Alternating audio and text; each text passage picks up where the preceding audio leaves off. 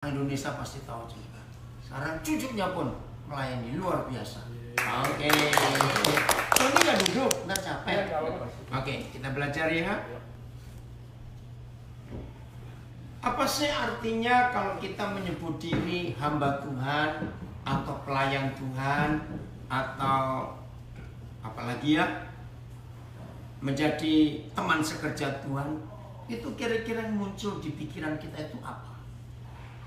Saya ingin tahu dulu dari 5 orang di antara saudara. Sisanya dengar dulu. 5 orang dari saudara, apa yang muncul di pikiran saudara kalau menyebut hamba Tuhan, pelayan Tuhan, rekan sekerja Tuhan? Apa muncul apa di pikiran kita? Ayo, nggak apa-apa. Partner, apalagi umum aja, umum. Tim, bagian dari tim, apalagi ngurusin orang. Oh, betul, ngurusin orang. Betul sekali. Iya. Satu lagi, pembelajaran. Oke, salah semua. Yang betul adalah begini: menjadi hamba Tuhan, pelayan Tuhan, partner rekan sekerja Tuhan. Artinya Tuhan itu walaupun Maha Kuasa, ternyata Dia nggak sanggup tanpa kita untuk menyelesaikan pekerjaannya. Nggak ada yang amin. Amin. Aneh, bukan kedengarannya aneh. Loh, memang masa Dia Maha Kuasa nggak bisa menyelesaikan apa-apa sendiri? Ternyata tidak. Dia sangat memerlukan kita. Sangat. Saya punya pikiran begini, berapa tahun yang lalu, kalau kita lihat Adam, gagal nggak dia atau berhasil dengan Tuhan?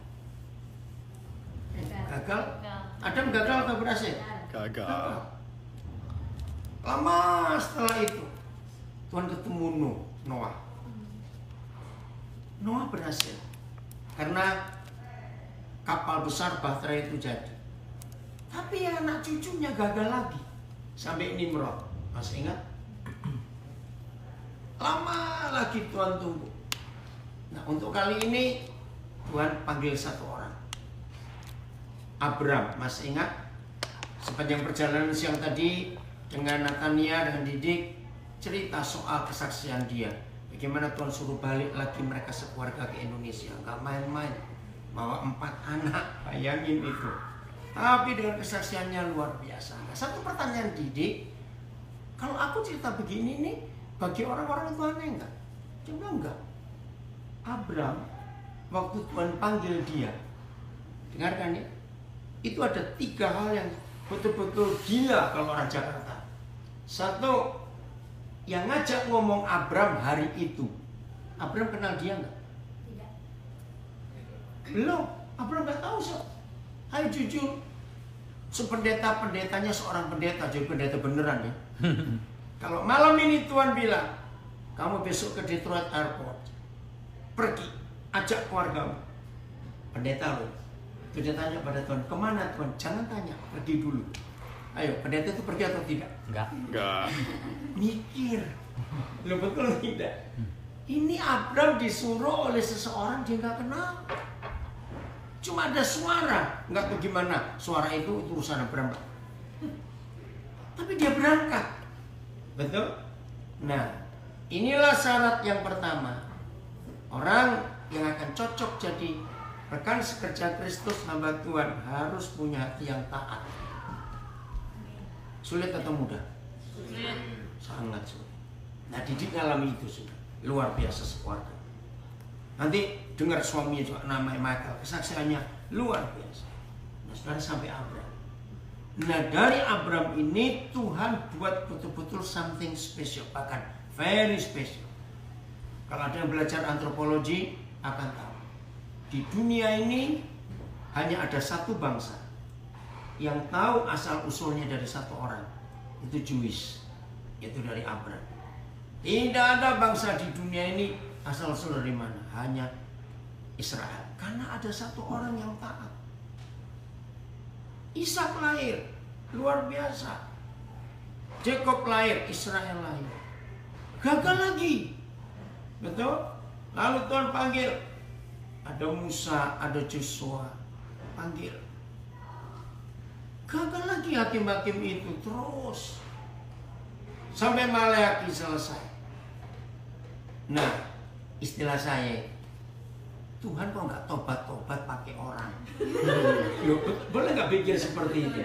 Ayo kira-kira kalau saudara sudah sekian kali pakai orang gagal terus, masa kok diterusin? Loh betul nggak? Mikir.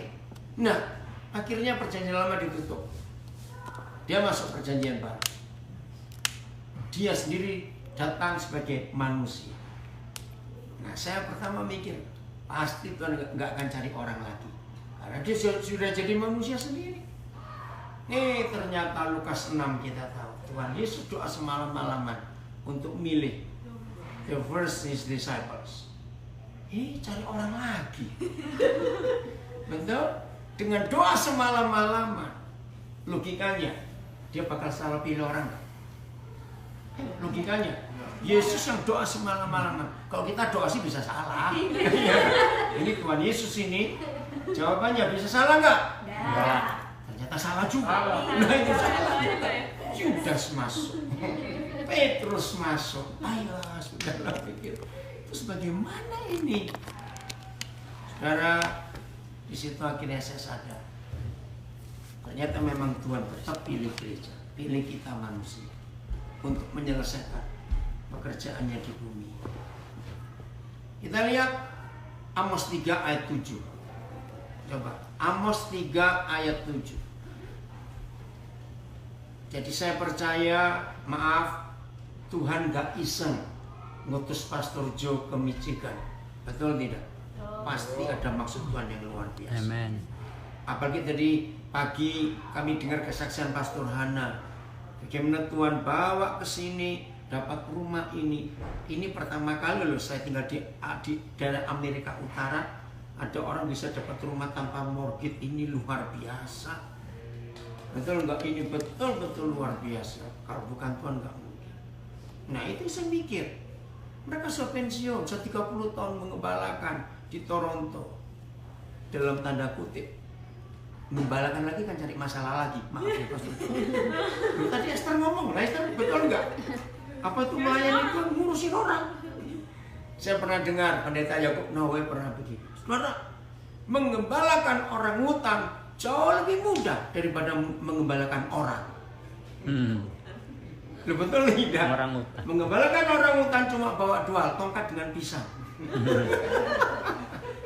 Mengembalakan orang, aduh. Tapi Tuhan tetap perlu kita. Maka itu seandainya ada di antara leaders ini, maaf saya ngomong, seandainya ada di antara leaders, termasuk yang di rumah, yang sudah berkata, hamba Tuhan, pelayan Tuhan, masih macam-macam dengan Tuhan, masih jual mahal dengan Tuhan, keterlaluan gitu aja sudah. Betul tidak? Loh, kok nggak jawab? Iya atau tidak? Ya. Ini luar biasa. Walaupun dia maha kuasa, ternyata dia tetap perlu kita untuk menyelesaikan pekerjaan. Oke, silakan baca, mau bahasa Inggris, bahasa Indonesia silakan. Amos 3 Ayat 7. Aku baca bahasa Indonesia. Oke, silakan. Siapkan bahasa Inggris. Saya lebih suka Amplified atau New Living Translation. Jangan baca NIV. Awas ya. Oke. Sungguh Tuhan Allah. Sungguh. Nah, penekanannya Swandi harus tahu intonasinya. Sungguh, koma. Tidak berbuat sesuatu tanpa menyatakan keputusannya kepada hamba-hambanya Stop. para nabi. Iya. Sungguh. Sedikit sekali di Alkitab ada firman yang didahului dengan kata sungguh. Bahasa Inggris. Ayo, siapa jawab? Silakan. Please. Ayo, jangan buang-buang waktu. Surely, Surely, ya. Then, surely the Lord God does nothing without revealing His secret plan of the judgment to come to His servants, the prophets. Ya. Surely the Lord God does nothing. Ayo kita keluarkan kalimat ini. Apa artinya if the Lord God does nothing? Tidak berbuat sesuatu. Cepat. Apa kata lain? Does nothing aja. Diam. Apalagi? Nggak mampu. What is it? Nggak mampu. Apalagi? Ayo Ini bagi yang baru kenal saya ini kalau khotbah ngajar.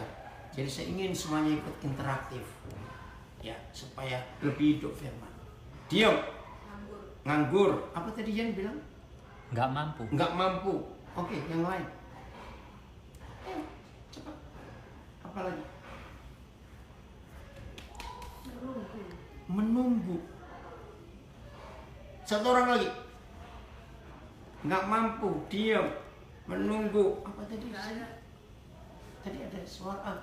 Apa tadi? Dari sini ada suara satu. Nggak ada. Ya nggak. Tadi siapa ngomong di sini? Nganggur. Ya, satu orang lagi. Surely the Lord God does nothing. Pasif. Bisa nggak katakan gagal? Waduh, betul nggak? Kalau nggak buat sesuatu kan gagal. Ingat, di seluruh universe hanya ada dua kekuatan. Siapa dan siapa?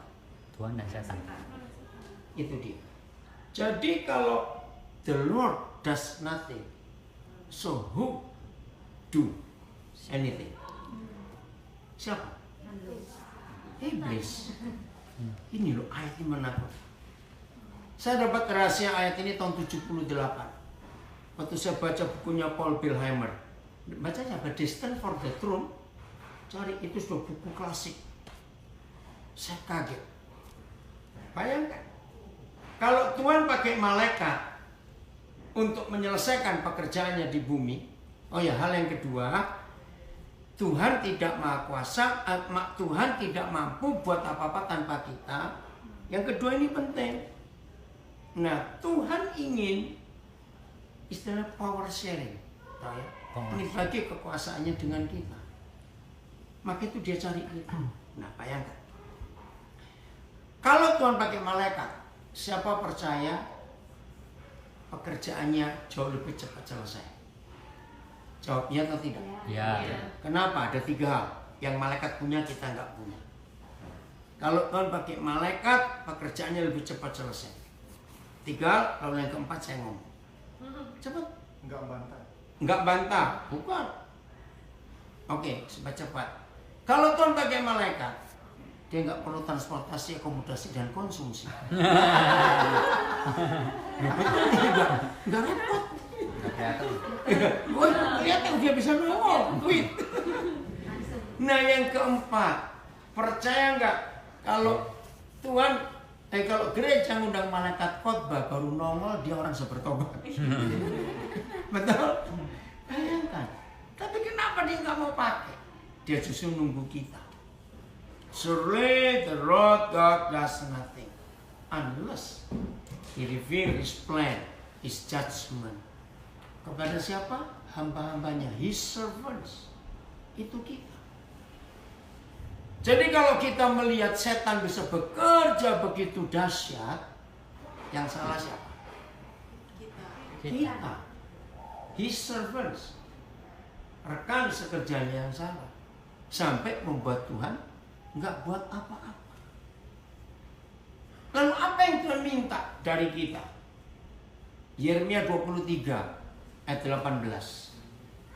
Yeremia 23 ayat 18. Didik berapa lama di sini ntar?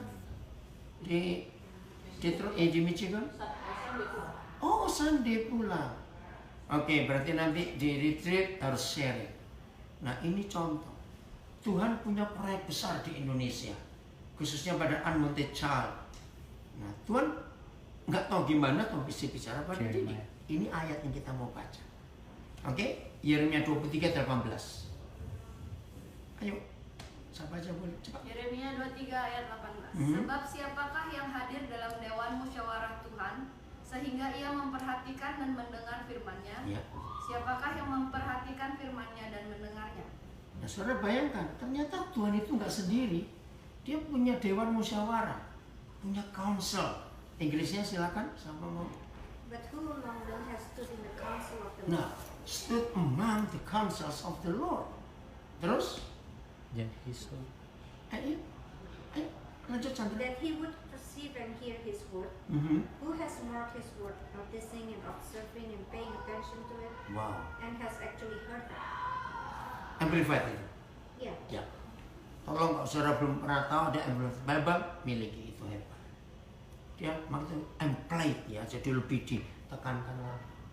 Bayangkan, surga itu punya council, punya dewan musyawarah, punya Capitol Hill kalau orang Amerika. Ada senator-senator yang harus memutuskan sesuatu. Dulu saya pikir waktu baca ayat ini pertama kali, His counsel is the angels. Ternyata bukan malaikat. Kita ini counselnya. Ada yang amin. Amin. Hebat nggak? Jadi Tuhan itu menunggu kita. Dia nggak mau ambil keputusan sendiri. Ini luar biasa. 22. Masih pasal 23. 22.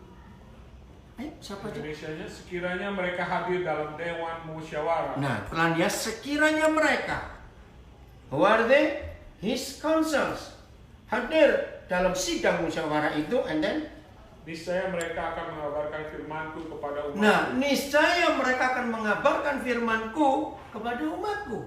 Terus, Membawa mereka kembali dari tingkah langkahnya yang jahat dan dari yang perbuatan-perbuatannya yang jahat. ya. Maafkan saya untuk rekan-rekan pengkhotbah, saya harus ngomong ini. Maafkan saya.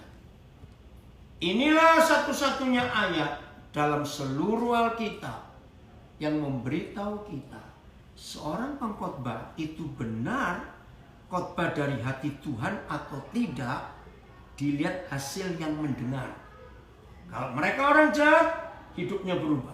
Kalau mereka orang berdosa, hidupnya dijamah Tuhan. Kalau mereka bengkok-bengkok, mereka jadi lurus. Catat, inilah satu-satunya ayat yang saya temukan di seluruh Alkitab.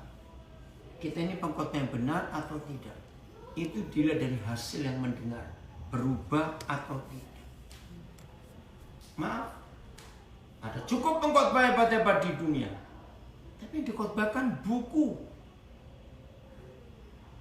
Saya nggak bisa respect kepada pengkhotbah. Begitu dia khotbah, langsung 5 buku disebut semuanya. Tulisan ini, karangan ini, tahun sekian, segala macam. Maaf. Siapa percaya Alkitab yang cuma 66 buku ini nggak akan habis dikhotbahkan? Amin. Kenapa harus pakai buku yang tulisan orang, walaupun itu buku rohani? Maaf. Harus cari firman. Bahasa Inggrisnya coba. Ya, Yeremia 23:22. But if they stood in my Wait. counsel, Oh, sorry. Oke, ulangi. but if they had stood in my counsel, then they would have caused my people to hear my words.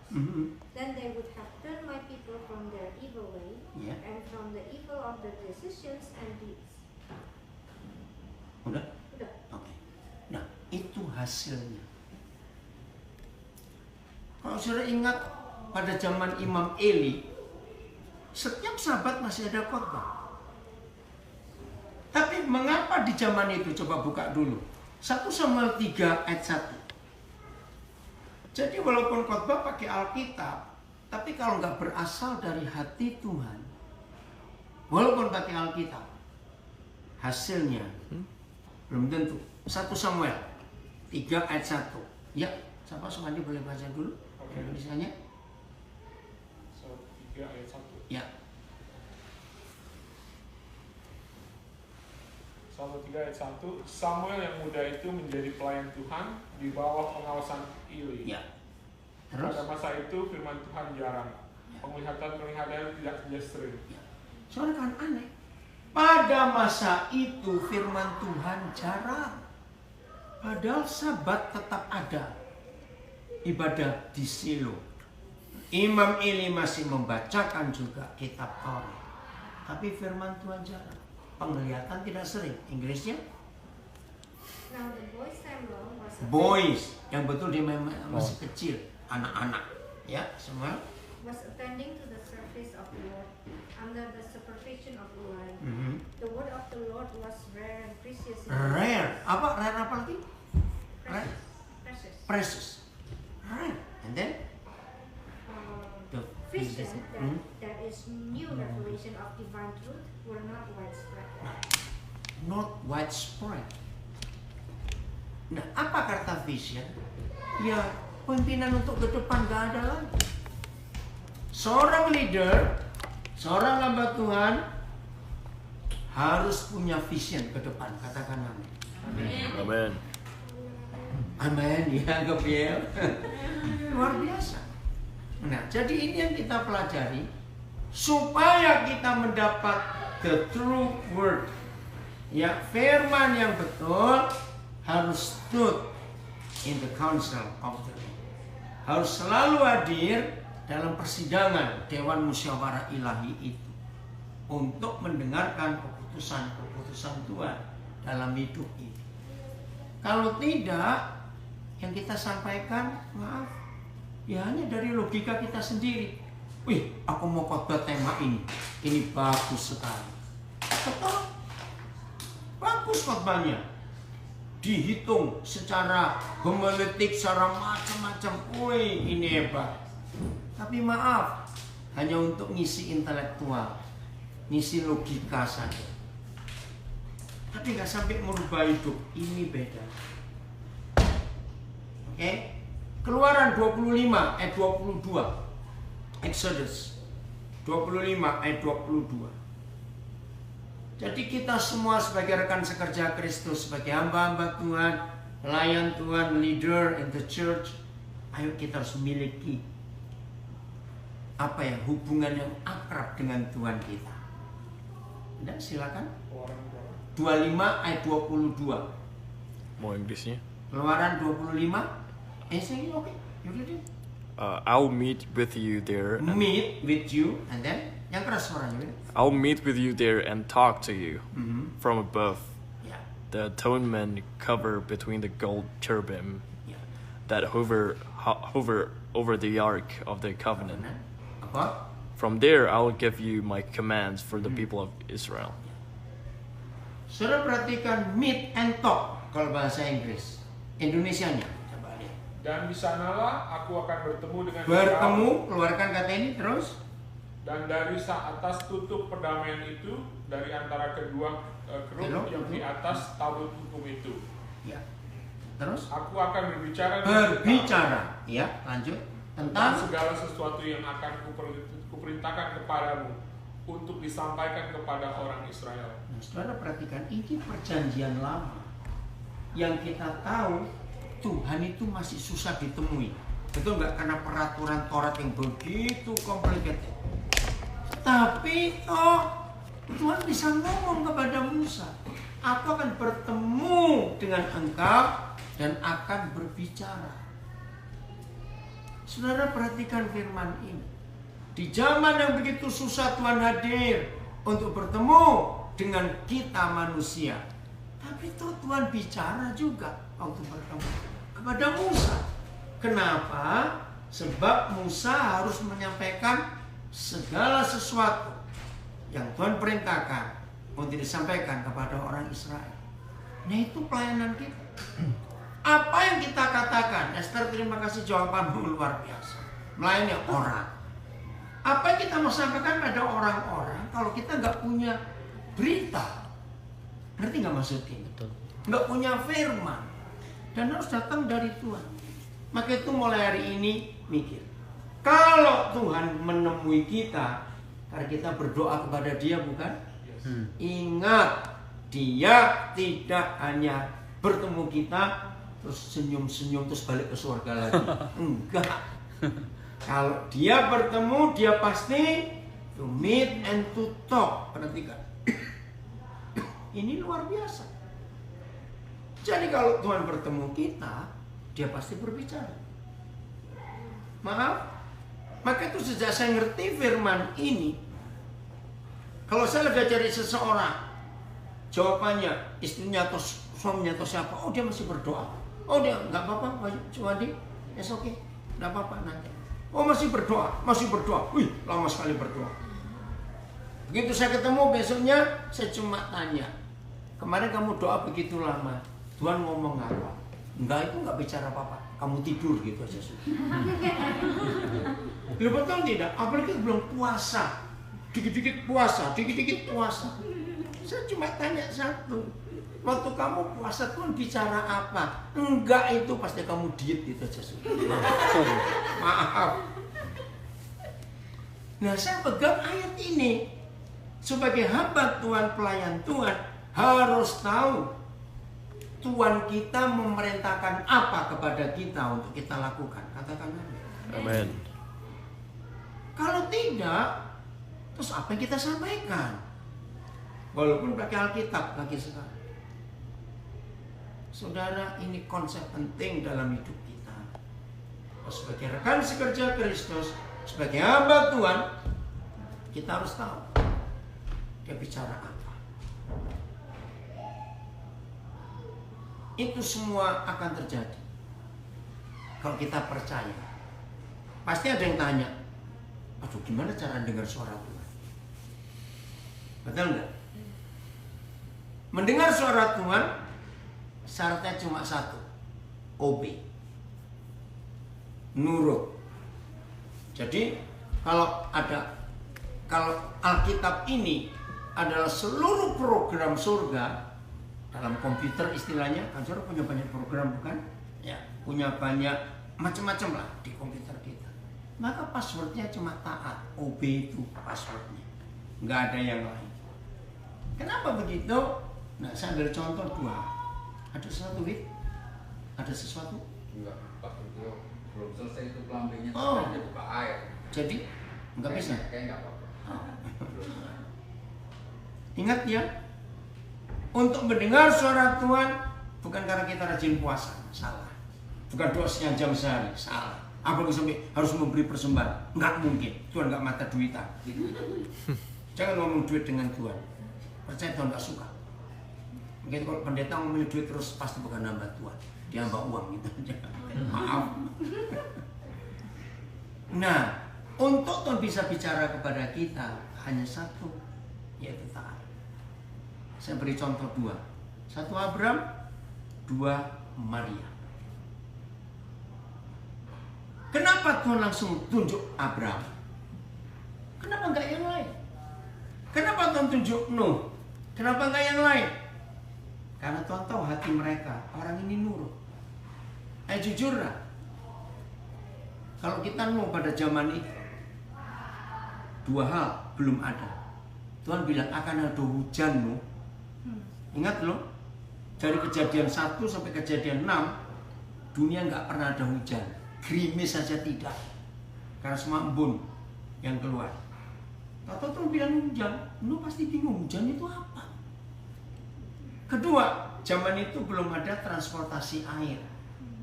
Jangan lagi kapal, perahu aja nggak ada. Jangan lagi perahu, getek tau getek. Rakit itu nggak ada. Terus Tuhan ngomong kapal, ukurannya segini, nggak ada gergaji, nggak ada lem, nggak ada paku, nggak ada apa-apa. Mikir ayo. Kira-kira kalau kita diajak ngomong Tuhan begitu, jawab apa? Cari yang lain aja. Maaf, lu betul nggak? Abraham, Maria. Bayangkan kalau Papa di surga nggak ngomong pada Gabriel, kan yang di surga Gabriel bukan? Gabriel, malah besok kamu turun ke dunia. Zaman itu loh, cari gadis yang mau hamil sebelum nikah, tapi nggak nunjuk langsung Maria di Nazaret. Kira-kira Gabriel perlu berapa tahun turun naik surga dunia? Hei gadis-gadis, siapa mau hamil sebelum nikah? Jawab. Perlu berapa tahun kira-kira? Lama atau sebentar? Hei jawab. Lama atau sebentar? Lama. Siapa yang mau? Tapi kenapa? Langsung Papa bilang, Gabriel ke Nazaret cari Maria. Jawabannya? Karena Tuhan baca hati kita. Taat. Jadi kalau saya sudah mengajarkan ini, jangan dan beralasan, aku sekian tahun pengen dengar suara Tuhan, kok nggak ngomong-ngomong? Jawabannya karena tidak. Jadi Tuhan nggak akan. Kalau dia tahu hati kita nggak taat. Nah yang tahu kita taat atau tidak, itu cuma dua pribadi. Diri kita dengan Tuhan. Nggak ada orang lain tahu. Jadi kalau saudara ingin bisa mendengar suara Tuhan, Jangan bilang puasa dulu sekian hari, doa sekian jam sehari. Enggak. Hafal ayat Alkitab sekian ratus. Enggak. Taat atau tidak. Yang ditulis oleh Alkitab. Daud contohnya. Kita buka Kisah Rasul 13 ayat 22. Kenapa dia pilih Daud? Jadi semua orang-orang saudara kita yang tertulis di Alkitab, hidupnya bisa jadi teman sekerja Tuhan karena mereka taat. Bukan karena mereka hebat, ini enggak. Taat, cuma itu saja. Kisah Rasul 13 ayat 22. Siapa aja boleh baca, silakan. Setelah Saul disingkirkan, Allah mengangkat Daud menjadi raja mereka. Nah, pelan-pelan ya. Tak masih ingat kenapa Saul ditolak? Karena nggak taat. Betul? Akhirnya cari pengganti. Nah, setelah Saul disingkirkan, Tuhan telah menemukan seorang. Nah, dia ngomong ke Samuel, Sam, aku sudah ketemu pengganti Saul, anak Isai orang Bethlehem. Nah, lanjut. Tentang Daud, Allah telah menyatakan. Nah, perhatikan kenapa ya? Tentang Daud, Tuhan telah menyatakan.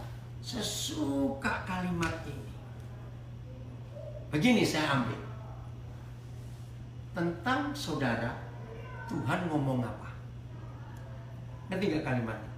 Tentang Daud, Tuhan telah menyatakan.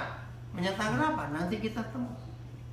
Izinkan Bapa di surga memberitahu tentang kita pada orang lain. Tentang dia, aku telah menyatakan. Ini kalimat luar biasa. Apa yang dinyatakan?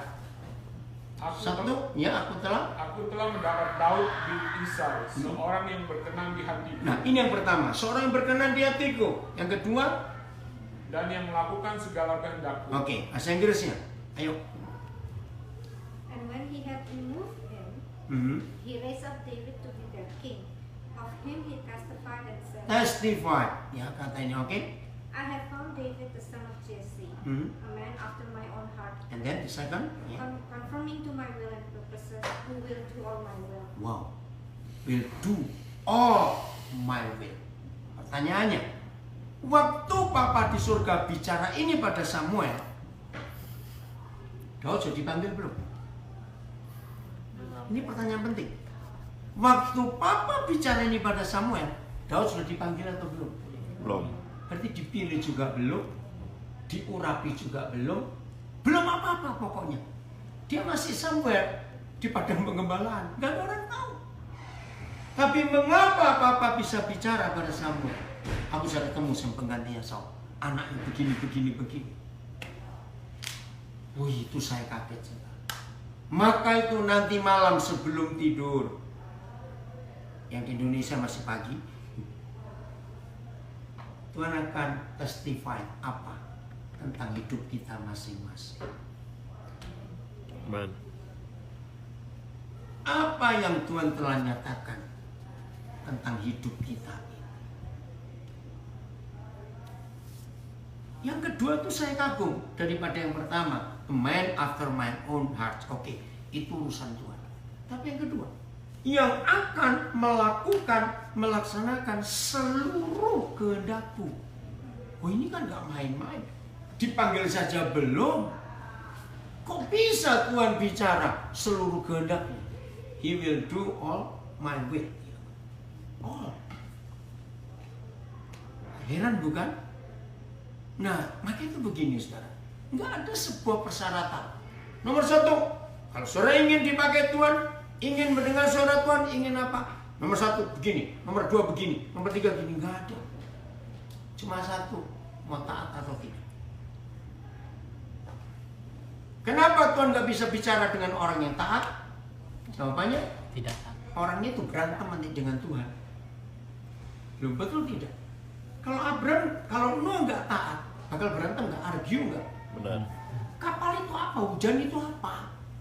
Repot Tuhan berangkat lagi. Kalau Abraham nggak taat, pasti akan banyak persyaratan nggak? Syarat. Tuhan keluarga gimana dong Tuhan? Nanti makan apa ini istriku? Terus suruh kemana? Maria. Jadi yang Tuhan cari di antara kita sebagai rekan sekerja Tuhan, sebagai leader dalam gereja, sebagai pelayan Tuhan, bukan skill kita, bukan degree kita, bukan kemampuan kita untuk uang, untuk macam-macam, tapi lihat hati kita masing-masing mau taat atau tidak. Betul? Jadi kalau saudara tahu, maaf, kalau saudara sendiri sadar, aduh, mungkin aku nggak bisa ini. Kenapa? Takut. Ini saya punya kesaksian di tahun 70-an akhir.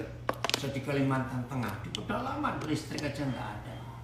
Waktu itu saya diminta untuk jadi pembicara retreat remaja dan pemuda di desa. Nah, temanya menarik, Yesus itu Tuhan. Nah, setelah saya ngajar, sampai sesi tanya jawab. Oke, sekarang siapa di antara kalian yang belum bisa menjadikan Tuhan, Yesus Tuhan 1% di hidupmu? Banyak, tapi satu yang sangat luar biasa. Saya mau tanya Om, wih, pertanyaannya bagus sekali. Karena kata-kata pertama, saya heran. Ini anak di pedalaman, bahasa Indonesianya proper, betul, bagus sekali. Hebat betul. Saya pikir dia pernah ke Jakarta atau kemana, ternyata belum. Nah, lalu apa pertanyaanmu? Ada satu hal Om, saya nggak bisa menjadikan dia itu Tuhan. Kenapa? Ya udah mau lagi, wah hebat. Ya apa, saya tanya lagi? Jodoh Om. Kenapa kamu nggak berani menyerahkan jodohmu itu kepada Tuhan? Jawabannya ini, saya jadi saya takut dikasih yang jelek Om. Saya takut dikasih yang jelek. Oke. Saya mikir, betul nggak pendapat anak ini? Betul nggak pendapat anak yang aku? Lu saya tanya kok. Termasuk kita sudah menikah pun kalau dulu belum menikah, berani kita menyerahkan jodoh kita kepada Tuhan. Ngerti? Dari situ saya belajar. Maka itu hal apa yang Tuhan temukan di hati saudara untuk nggak taat? Ngerti contoh ini? Saya nggak tahu. Itu urusan kita masing-masing. Pokoknya Tuhan ingin menemukan dalam hidup kita ketaatan yang mutlak. Katakan amin. Amin. Wih, ini yang Tuhan cari. Tapi apakah orang-orang yang belum punya ketaatan seperti itu bisa dipakai Tuhan? Bisa. Tapi nggak maksimal. Nggak maksimal. Maka itu Tuhan ingin cari teman sekerjanya yang cuma satu syarat, mau nurut atau tidak. Oh, nah jangan doanya gini, Tuhan aku mau nurut Tuhan, tapi jangan berat-berat ya, sama aja gitu. Untuk berat-berat, sama nggak nurut ah. Satu kali saudara, ini saya ingat tahun 74 dulu, saya belajar soal hidup Maria. Saya bersyukur pada Roh Kudus, kalau saya belajar apa saja, Roh Kudus bisa membawa saya untuk menjadi pelakunya. Hai Gabriel. Sponsor lewat. Oke. Nah, oke, saya mau taat. Atau gini. Baca dulu Lukas 1 ayat 38. Coba Lukas 1 ayat 38. Ini soal Maria. Jadi setelah Gabriel menerangkan kepada Maria, bagaimana kamu hamil? Begini caranya. Udah, ayo, sama aja boleh baca. Kata Maria, sesungguhnya aku ini adalah hamba Tuhan. Ya. Jadilah padaku menurut perkataanmu itu. Lalu malaikat itu meninggalkan dia. Ya. Oke, jujur. Enteng atau berat jawaban ini? Berat. Ayo, enteng atau berat? Coba jawab. Berat. Berat. Mati tahu hasilnya. Mati. Tapi kok enteng dia ngomong? Setelah Gabriel menjelaskan, kalau begitu jadilah padaku seperti yang kau katakan, karena aku ini hamba Tuhan. Terus coba baca bahasa Inggrisnya. Ayo.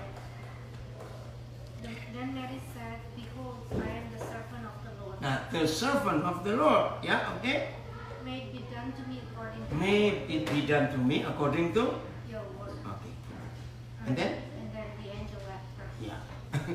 Ini cuma intermezzo aja. Just the last sentence very beautiful. And then the angel left her. I asked the Lord, what is the reason this word? Oke.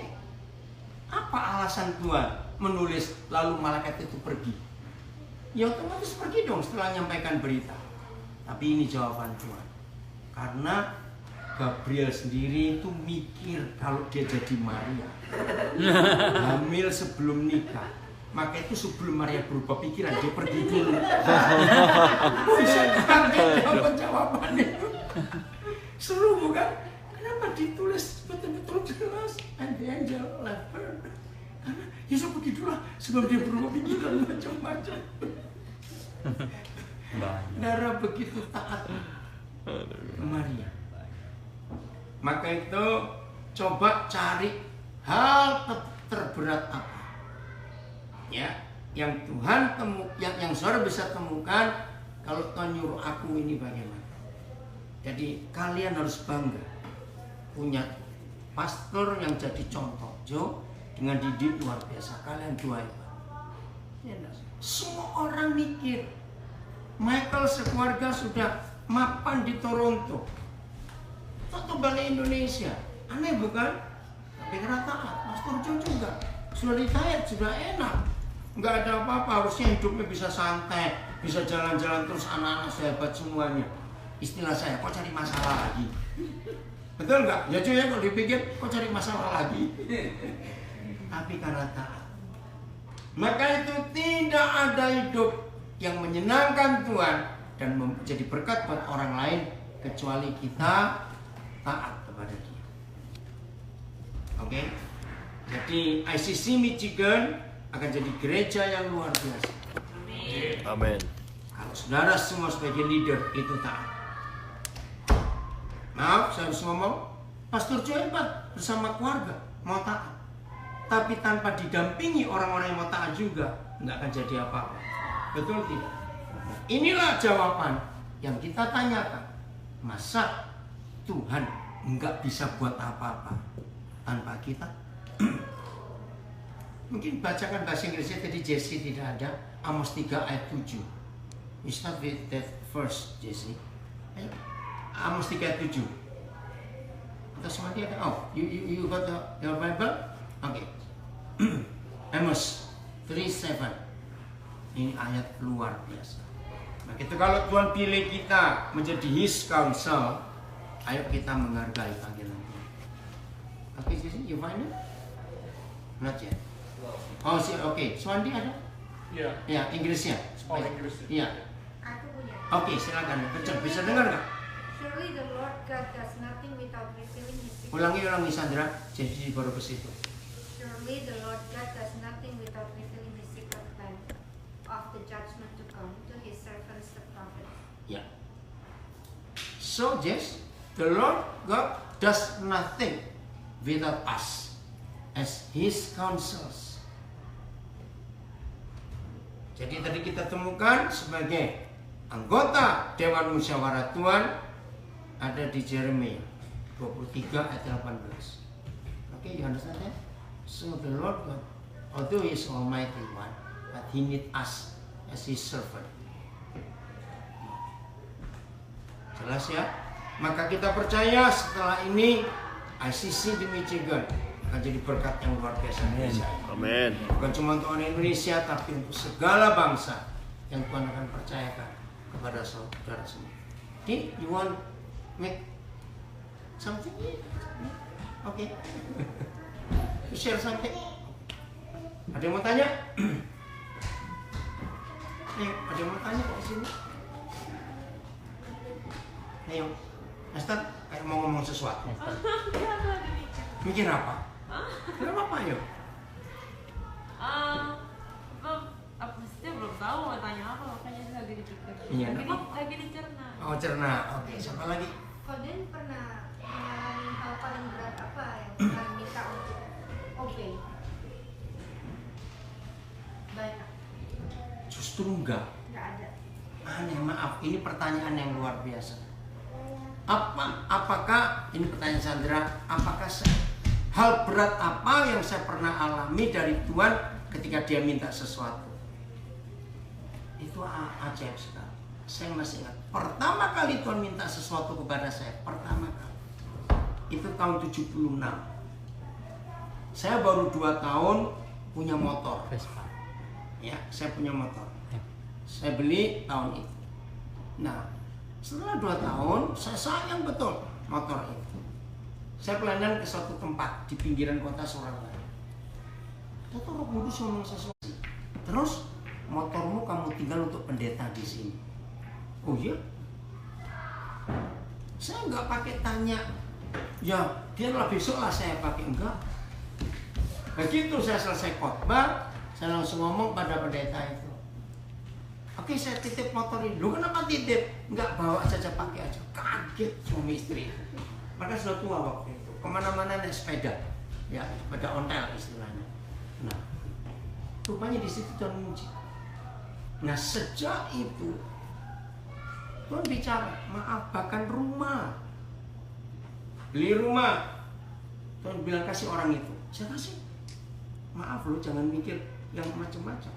Nah, artinya saudara jangan minta rumah ke saya sekarang. Maksud saya Rumah-rumah. Maaf. Jadi Sandra, kalau ditanya berat apa ya? Contoh, saya dapat panggilan ke Papua itu sebelum saya menikah. Itu saya lagi mapan di Pasadena, California. Saya punya pelayanan di Hawaii, luar biasa waktu itu.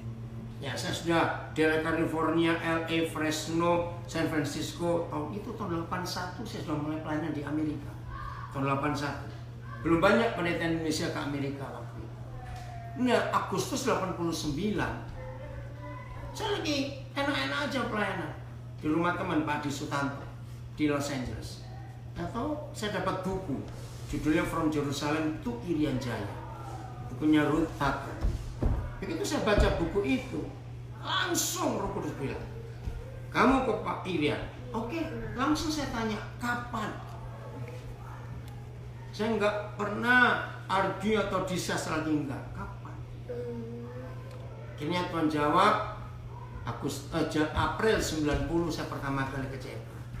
Nah, teman pendeta yang di Honolulu, dia dengar, dia ngomong begini, Koden, orang Malaysia Koden, kalau Koden sudah mapan di Amerika, saya sudah punya green card Australia waktu itu, saya sudah enak di Eropa, saya pelayanan juga. Dia ngomong, kalau Koden sudah mapan di Amerika, lalu pulang Indonesia ke Irian, dia bilang itu satu kemunduran. Betul nggak kalimat itu? Betul. Tapi betul-betul percaya enteng. Nggak ada struggle, nggak ada rasa beban. Ya udah Tuhan, kapan? Nah, bersyukur punya istri yang mau nurut juga. Dari Kanada mau pindah ke Papua. Sekarang Ciluis lebih betah di Papua daripada saya. Karena saya keliling terus. Oke, jadi itu Sandra. Nggak tahu. Jadi, kenapa Sandra tanya begitu? Saya tanya balik dulu. Hal berat apa? Kita semua manusia, pasti. Saya juga manusia ya. Kaget Chandra. Dia setengah malek. Dia udah setengah malam. Ada sayapnya. Enggak, makanya itu Tuhan cari kita seperti ini. Puji Tuhan. Oke, pertanyaan bagus sebenarnya. Jadi jawabannya, atau dari jawaban saya ketemu pertanyaan baru? Apakah pertanyaan baru? Apakah permintaan Tuhan itu selalu clear? Nah, apakah permintaan tersebut clear? Depend on my heart. Kalau kita taat 100% clear, maka itu Tuhan nggak pernah bicara. He never spoke to someone the dog in his heart. Dia akan bicara tegas pada orang yang nurut. Maka itu syarat nurut dulu. Apa? Clear. Clear. Iya, clear. Jadi dia akan bicara jelas. Nah, itu kepada Nuh, kapal. Ya. Pertanyaan bagus supaya kita belajar semua ini ya. Apalagi yang lain ada? Pernah nggak taat? Nah itu pertanyaan. Mungkin ada 1-2, tapi mungkin kecil lupa sih.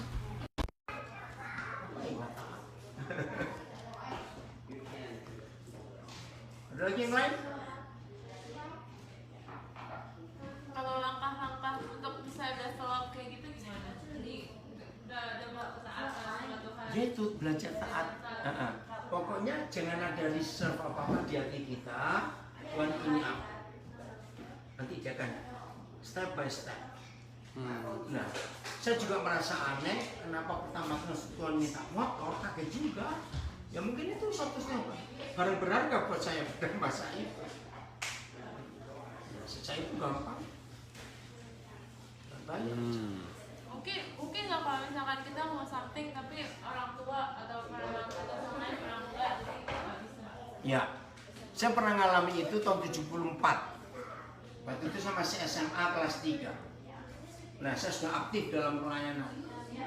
Mama saya, oma saya marah karena mereka tahu saya aktif dalam pelayanan. Kamu menjadi pendeta, mau makan apa kamu? Cuman itu 74. Aduh, gimana ini? Tapi saya nekat. Nah, sampai satu saat saya dapat surat dari keluarga. Kakak saya tanda tangan, dari sepupunya papa saya juga, sampai saya diancam untuk dikeluarkan dari keluarga. Itu kaget sekali. Nah, waktu itu mentor saya Yeremia Rim. Saya bacakan surat itu ke dia. Terus bagaimana ini? Ya, saya tetap sayang mereka, tapi ada ancaman seperti ini. Yeremia memberi saya hikmat. Seperti Yusuf waktu ke Mesir. Yusuf kan anak kesayangan dari Yakub. Ya. Nah, terus Tuhan bilang, lihat akhirnya toh seluruh keluarganya ditolong oleh Yusuf. Nah, Yeremia kasih saya kekuatan itu. Akhirnya betul saya melawan. Saya tetap melayani nggak berhenti. Dan terbukti beberapa tahun kemudian, sungguh lewat saya keluarga saya diberkati Tuhan luar biasa. Amen.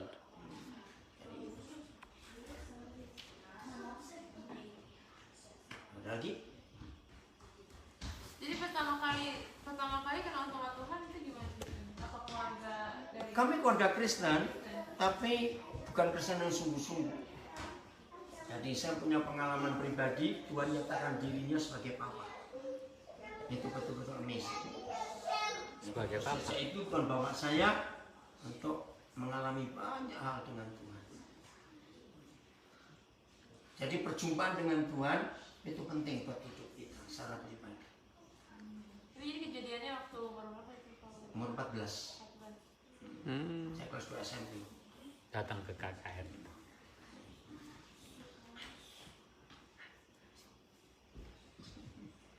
Jadi kok pada saat itu udah tahu udah mau jadi hamba Tuhan atau? Belum. Nah, sejak itu Tuhan pimpin malah punya passion, belas kasihan kepada banyak orang. Oke, siap semua taat? Amin. Amin. Harus. Itu persyaratan yang pertama.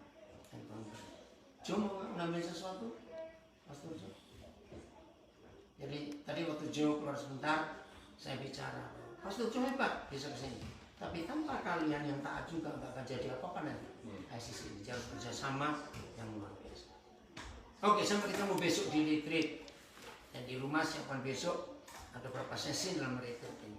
Tuhan memberkati kita semuanya.